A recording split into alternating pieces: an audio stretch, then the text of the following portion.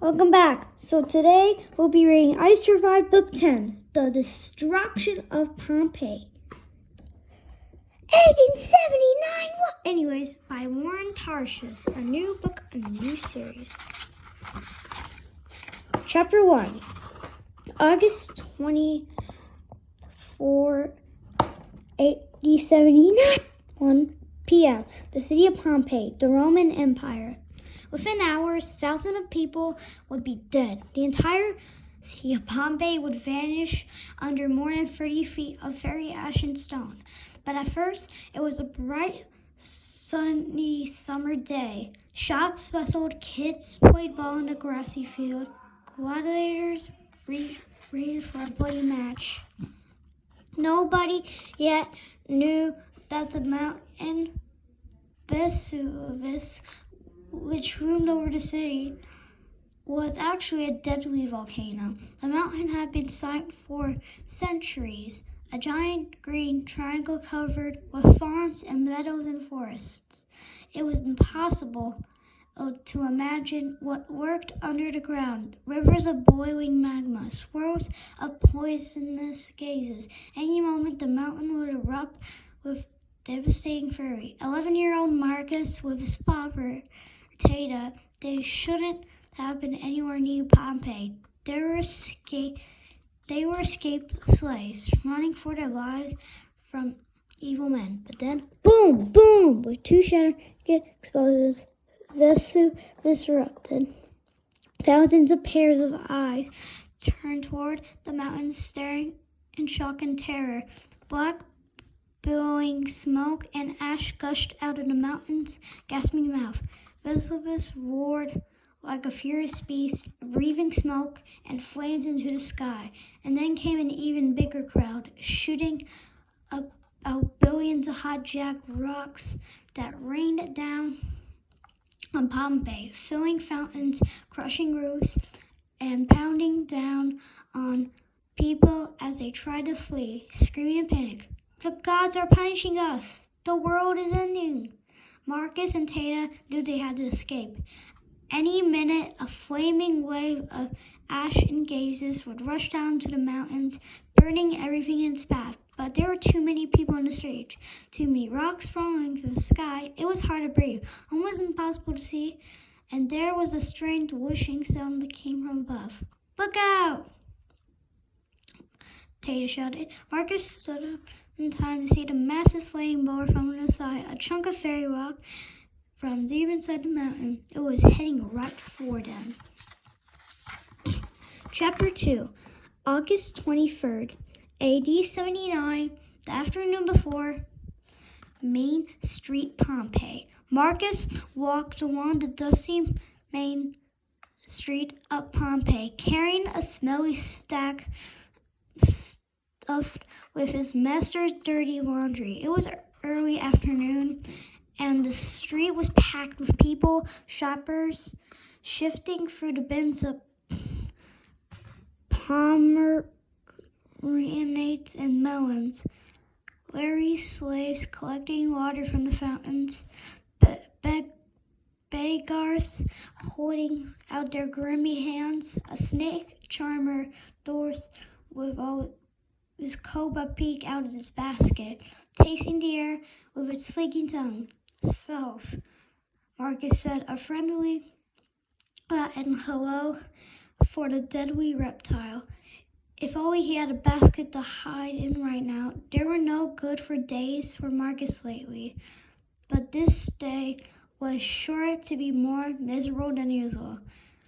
It was rolling hot, and his ragged tunic was soaked in sweat. Even worse, his master, Feudus Joyce, was expecting important guests from Rome this evening, friends from the Empire. This meant to be even more backbreaking work than usual for Marcus and other slaves. For days they'd been scrubbing the villa so that the mosaic floors shone like diamonds, so that every Super Bowl and gold gleamed. The guests would arrive by carrot men and flowing white togas, women's silken robes, and paint with red lips. Jewels flashed from every finger. Tonight we will be a great feast of roasted flamingo and wild bar honey baked mice stuffed with raisins and dates and lobsters as big as cats. Bro, what the heck? Bro, what the heck? But anyways, the guests would lounge on silken couches and gorge themselves up until they threw up. And then, their stomachs empty, they would eat more. Tomorrow, Thetis would take them all to the gladiator fight at Pompeii's amphitheater. From front row seats, they would cheer as the warriors tried to stab one another to death with the swords, spears, and daggers. People were coming from all over to see the spectacle, which featured Pompeii's champion fighter. He was a giant of a man who had lost an eye in one of his early battles. The injury earned him the fighting name of Cyclops, after the one-eyed monster from the old Greek tales. Like almost all the gladiators, Cyclops was a slave who forced the fight, but he was one of the lucky few still alive after many battles. Just thinking about those brutal torments, horrified Marcus. Suddenly his whole body was shaking. But wait, it wasn't Marcus who was trembling. It was the earth beneath his feet. Marcus dropped a sack and braced himself against a stone fountain. A huge marble statue of the warrior has looked down on him. Marcus wished he felt brave as the eagles. But the tremor spooked him. For weeks they'd been shaking the city, filling cracks in the walls for Theseus' villa, sending his spoiled dogs into fits of howling. Usually the quakes were quick, ending in just a few seconds. Most people seemed to barely notice them. But this quake was more powerful than most. The ground shuddered and shook harder and harder. Up and down the street, the sound of shattering glass and splintered wood and crumbling stone bounded in Marcus's ears. Crash, crack, bang! Vendors cursed as the basket of fruit and vegetables toppled. A bamboo? Bro, what the hell? But anyways, a bamboo birdcage fell and burst open, scattering a flock of tiny white birds into the dusty air. Barrels rolled wildly into the streets, gusting wine as red as blood. Marcus held tight to the fountain as the water inside it sloshed, splashing over the rim and soaking his tunic. And then he heard it, a creaking as over his head. Marcus looked up just as the massive marble statue of came crashing down on top of him. Chapter 3. Marcus moved to the ground, his chin smacking the hard stone. He braced himself for crushing blow of thousands of pounds of marble hitting him. He heard a terrible crash, but he felt nothing. He peeled his eyes open and peered around. To his amazement, the broken statue was just behind him. It must have been sailed right over him. Marcus whispered a thank you to the gods. Poor Atreus had lost his head, which was now rolling down slowly down the street.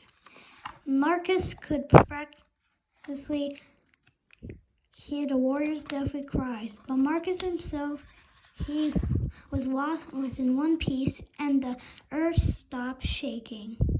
Marcus pulled himself up. He put his hand to his chin, and it came away streaked with blood. Otherwise, he was unhurt.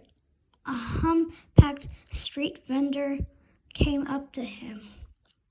"Don't even think about stealing those apples," he barked, reaching down and thumping 2 apples escaped from the basket. "I wouldn't," Marcus said, spotting a bird hidden behind a fountain.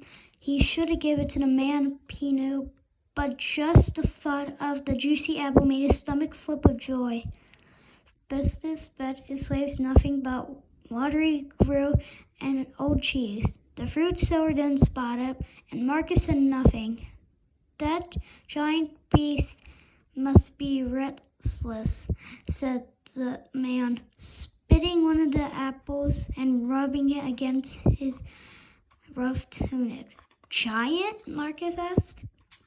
"Everyone knows that's why the earth is shaking," the man replied, looking at Marcus as he must be stupid not to know this. "There's a great beast living under the mountain. Every few years it wakes up and the city shakes.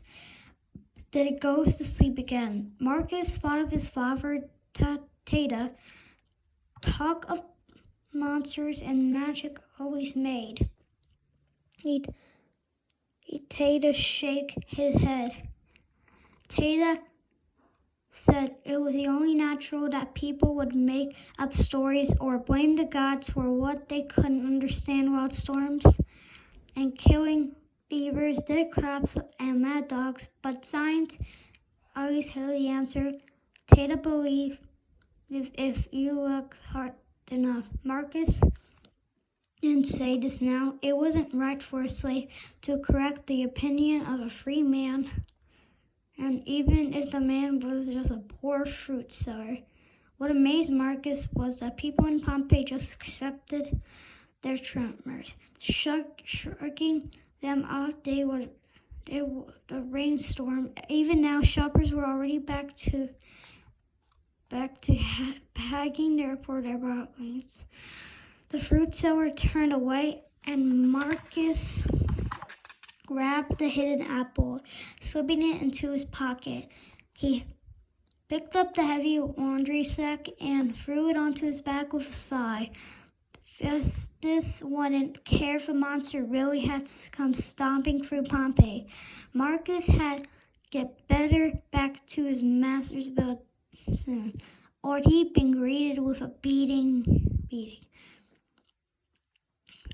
He was turning to leave when he noticed an old woman sitting in the street, dazed.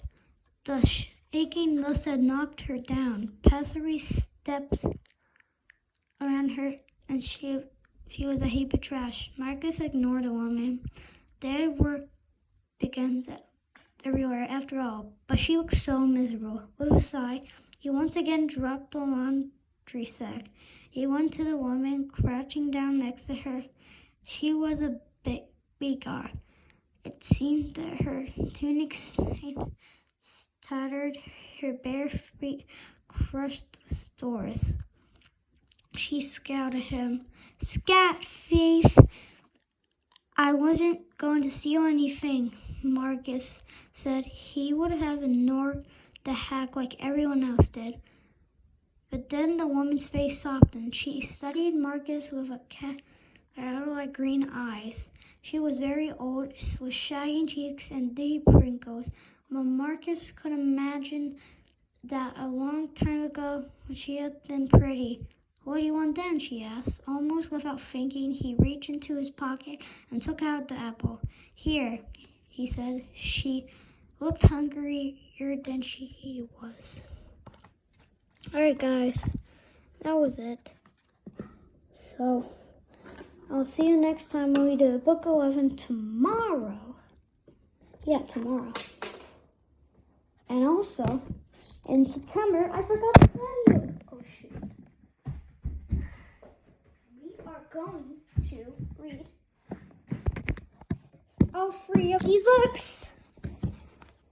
We're going to read Mouse and Motorcycle, September 1st, 2025. We're going to read about September 2, 2025. And Ralphus Mouse, September 3, 2025. Wow, so I'll see you next time.